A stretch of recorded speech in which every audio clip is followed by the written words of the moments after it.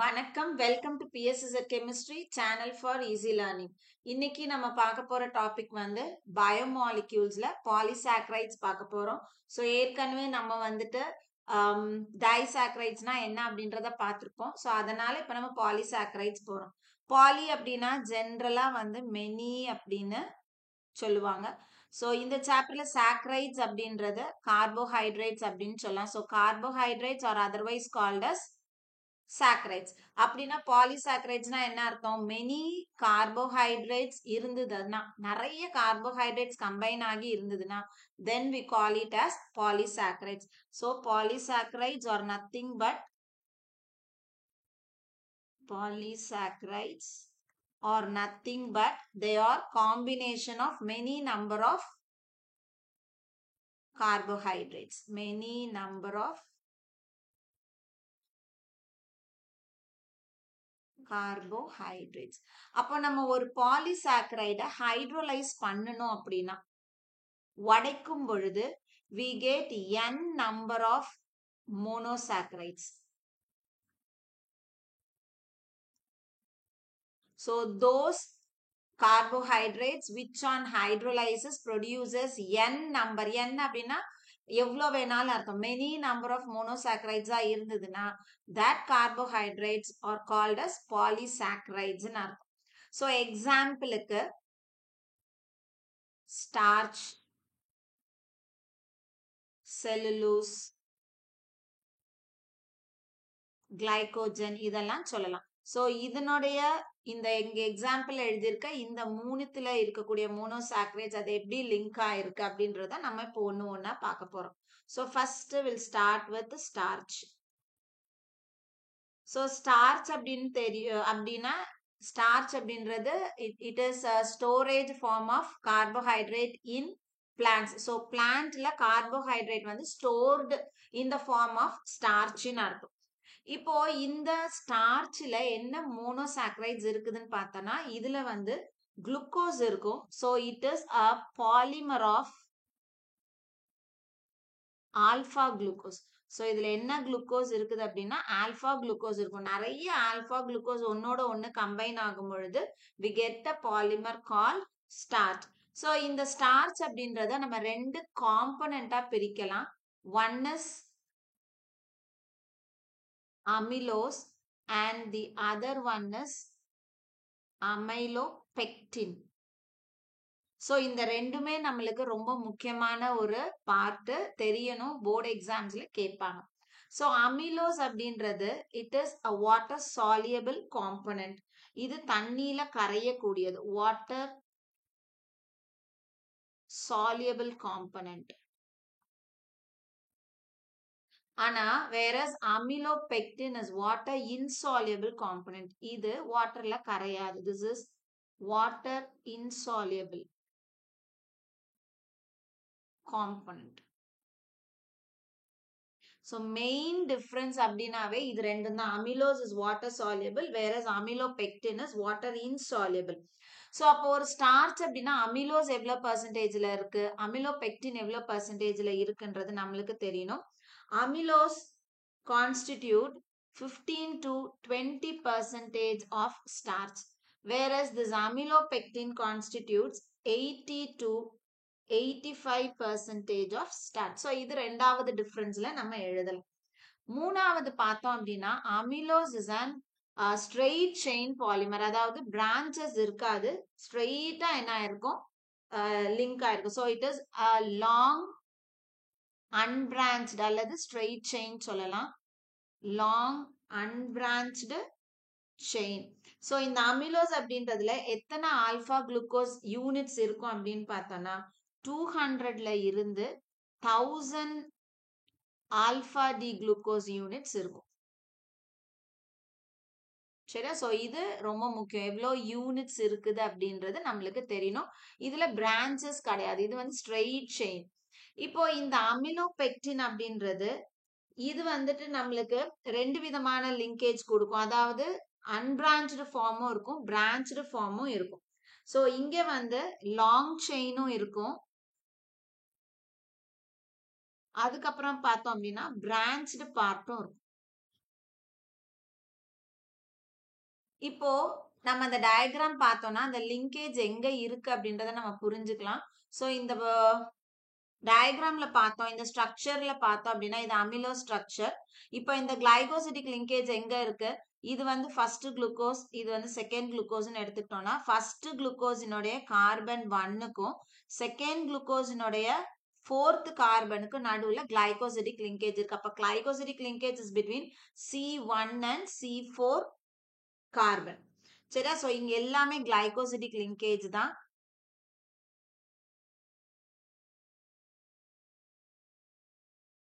இப்போ நம்ம அதே அமிலோபெக்டின் பாக்குறோம் அப்படின்னா, சோ அமிலோபெக்டின்ல பார்த்தோம் அப்படின்னா நம்மளுக்கு இங்க தெரியுது இந்த பார்ட் வந்து ஸ்ட்ரெயிட்டா இருக்கு செயின் ஃபார்ம்ல, இதுவும் ஸ்ட்ரெயிட் ஃபார்ம். ஆனா இந்த இடத்துல பார்த்தோம் அப்படின்னா இங்க பிரான்ச்சஸ் இருக்கு. சரியா? அப்ப ஸ்ட்ரெயிட் செயின்ல வரும் பொழுது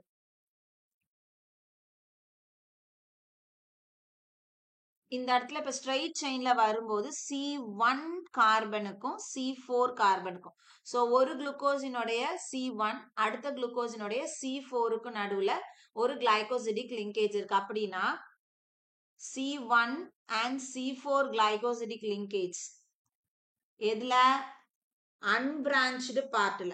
சரியா? வெறும் ஸ்ட்ரெயிட் செயின் லாங் செயின் இருக்கு இல்லையா, அதுல வந்து அதாவது அன்பிரான்ச்டு பார்ட்ல C1க்கும் C4க்கும் லிங்கேஜ் இருக்கு. இப்ப எங்கெல்லாம் பிரான்ச்சஸ் வருதோ அங்க பார்த்தோம்னா இந்த இடத்துல இருக்கக்கூடிய C1க்கும் ஒரு குளுக்கோஸினுடைய C1க்கும் இன்னொரு குளுக்கோஸினுடைய C6க்கும் கார்பன் 6th கார்பனுக்கு நடுவுல லிங்கேஜ் இருக்கு. அப்போ பிரான்ச்சிங்ல வரும் பொழுது நம்மளுக்கு C1க்கும் C6க்கும் லிங்கேஜ் இருக்கு. சோ அப்போ நமக்கு அமிலோபெக்டின்ல ரெண்டு விதமான லிங்கேஜ் இருக்கு. ஒன்னு அன்பிரான்ச்டு பார்ட்ல வரும்போது C1க்கும் C4க்கும் இருக்கு. அதே பிரான்ச்சிங்க்கு வரும்போது C1க்கும் C6க்கும் இருக்கு. சோ இவ்வளவுதான் நம்மளுக்கு அமிலோஸ் அண்ட் அமிலோபெக்டின் வச்சு தெரியணும். அப்ப இந்த அமிலோஸ் அமிலோபெக்டின் ஸ்டார்ச் வச்சு நம்மளுக்கு என்ன மாதிரியான கொஸ்டின்ஸ் கேட்பாங்க?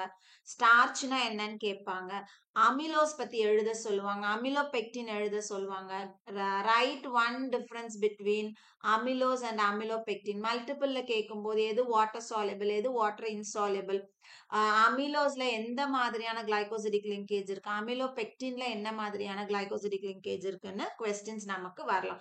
So maximum right one difference between amylose and amylopectin அதிகமா கேட்கறாங்க. ஸோ நெக்ஸ்ட் பார்த்தோம் அப்படின்னா நம்ம செல்லுலோஸ், ரெண்டாவது நம்மளுக்கு டெக்ஸ்ட்ல கொடுத்திருக்கக்கூடிய ஒரு பாலிசாக்கரைடு என்ன அப்படின்னு பார்த்தோம்னா செல்லுலோஸ் கொடுத்திருக்காங்க. ஸோ செல்லுலோஸ் எல்லாருக்கும் தெரியும், ஜென்ரலா சின்ன கிளாஸ்ல நம்ம படிச்சிருப்போம்.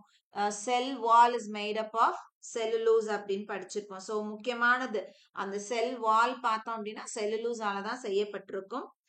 அதுக்கப்புறம் இதனுடைய மோனோமர் என்ன அப்படின்னு பார்த்தோம்னா இந்த இடத்துல இருக்கக்கூடிய மோனோமர் வந்து பீட்டா டி குளுக்கோஸ்.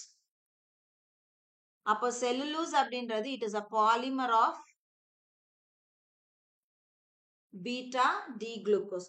இப்போ இங்க நம்மளுக்கு கிளைகோசிடிக் லிங்கேஜ் எங்க இருக்குன்னு தெரியணும். சோ இதுல பார்த்தோம் அப்படின்னா இது வந்து ஒரு குளுக்கோஸ், இது இன்னொரு குளுக்கோஸ் இல்லையா, இந்த இடத்துல இது கார்பன் 1.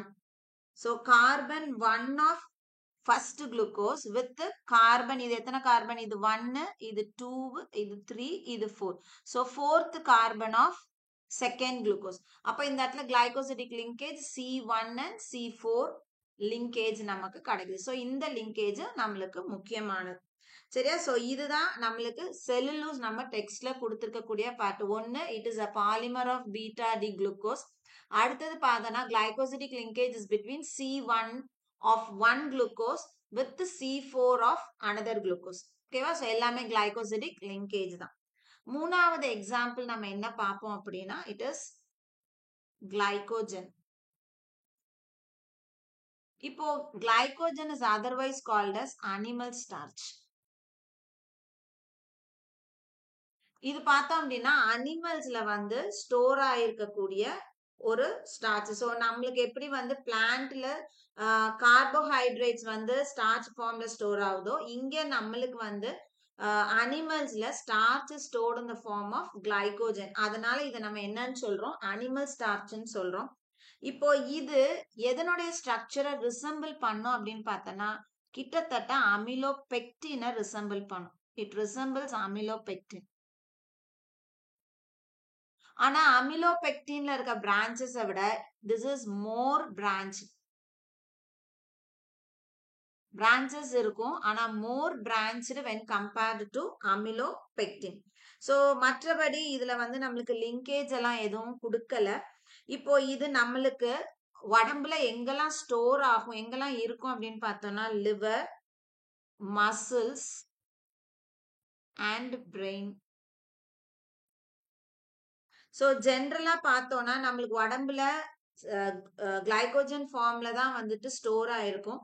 நம்ம உடம்புக்கு குளுக்கோஸ் எப்போ தேவைப்படுதோ அப்போ இந்த கிளைகோஜனை என்சைம்ஸ் பிரேக் டவுன் பண்ணும். என்சைம்ஸ் உடைச்சி அதை நம்மளுக்கு என்னவா உடம்புக்கு கொடுக்குது அப்படின்னா குளுக்கோஸா கொடுக்கும். ஸோ இந்த கிளைகோஜன் வந்து எப்படி லிவர், மசில்ஸ், பிரெயின்ல இருக்கோ அதே மாதிரி it is also found in yeast and fungi. So multiple சாய்ஸ்ல நம்மளுக்கு கேட்கலாம், அல்லது 1 மார்க்ல கூட விச் டைப் ஆஃப் பாலிசாக்ரைட் இல்ல what is the polysaccharide that is present in yeast அல்லது லிவர் அப்படின்னு கேட்கலாம். ஸோ அந்த மாதிரி டைம்ல இதை எழுதலாம். இப்போ இந்த பாலிசாக்ரைட்ஸ் இவ்வளோதான். இந்த பாலிசாக்ரைட்ஸ்ல நம்மளுக்கு என்னென்ன கொஸ்டின்ஸ் வந்து பாசிபிள் இருக்குது அப்படின்றதையும் நான் இங்க ஒரு சில கொஸ்டின்ஸ் உங்களுக்கு சொல்றேன். ஸோ ஃபர்ஸ்ட் என்ன கொடுப்பாங்க அப்படின்னா வாட் இஸ் ஸ்டார்ச். ஸ்டார்ச்னா என்னன்னு கேட்கலாம். அப்போ உங்களோட ஆன்சர் என்னவா இருக்கணும்? It is a polymer of alpha D glucose அப்படின்னு எழுதலாம். அடுத்தது பார்த்தோம் அப்படின்னா what are the two components of ஸ்டார்ச்னு கேட்கலாம். amylose and amylopectin. Differentiate amylose and amylopectin. So அதுல கேட்கலாம் என்ன டைப் ஆஃப் லிங்கேஜஸ் பத்தி கொஸ்டின் கேட்கலாம். Name the linkage that is present in amylose. It is glycosidic linkage. எந்த கார்பன்ல லிங்கேஜ் இருக்குன்னு கேட்கலாம். ஸோ கொஸ்டின்ஸ் அபவுட் லிங்கேஜ் வந்து நம்மளுக்கு கேட்கறதுக்கு வாய்ப்பு இருக்கு.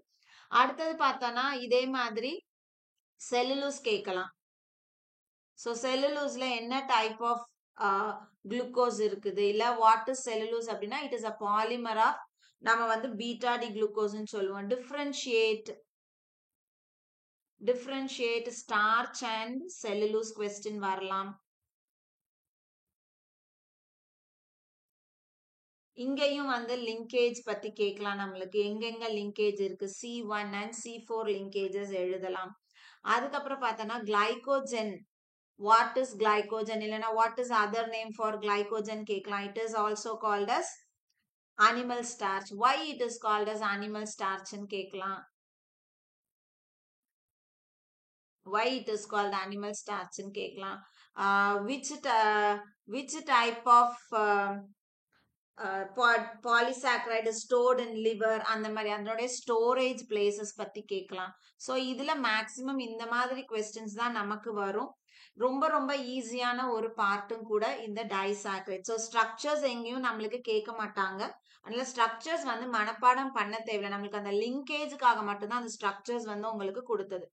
ஸோ இந்த வீடியோ கண்டிப்பா உங்களுக்கு யூஸ்ஃபுல்லான வீடியோவா இருக்கும்னு நினைக்கிறேன். வீடியோ பிடிச்சிருக்கு அப்படின்னா லைக் பண்ணுங்க, கமெண்ட் பண்ணுங்க, ஷேர் பண்ணுங்க, மறக்காம சேனலை சப்ஸ்கிரைப் பண்ணுங்க. இதே மாதிரி இன்னொரு வீடியோவோட உங்களை அடுத்த வீடியோல பார்க்குறேன். தேங்க்யூ.